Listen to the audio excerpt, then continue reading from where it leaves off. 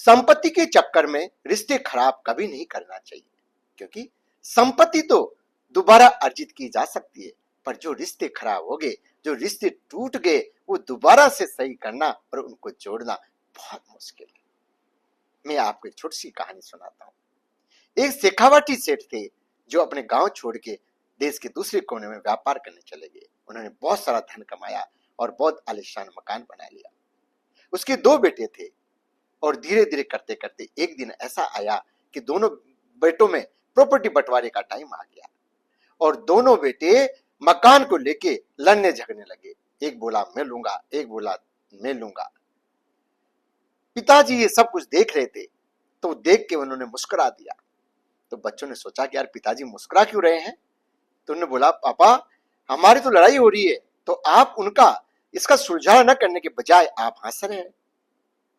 उन्होंने बोला बच्चों कल सुबह तैयार हो जाना, मैं आपको गड़ा हुआ धन दिखाऊंगा। बच्चे सोच रहे यार ये तो अच्छी बात है। बच्चे सुबह सुबह तैयार हो गए, गाड़ी में बैठ के दोनों बेटे और बाप शेखावाटी रवाना हो गए। शेखावाटी पहुंच के उनके पिता ने उनकी पुश्तैनी हवेली के पास लेके चले गए और वहां खड़ा कर दिया। तीनों वहां खड़े हो गए और वो हवेली को दिखाया कि देखो बच्चों इस हवेली को देखो, कैसे जंजर हो रखी है, कैसे बंजर हो गई। एक दिन इस हवेली में बहुत चहल पहल हुआ करती थी और आप लोगों का बचपन भी यहीं गुजरा है, मगर हम 2 भाई थे, दोनों इसी हवेली के चक्कर में लड़ लिए।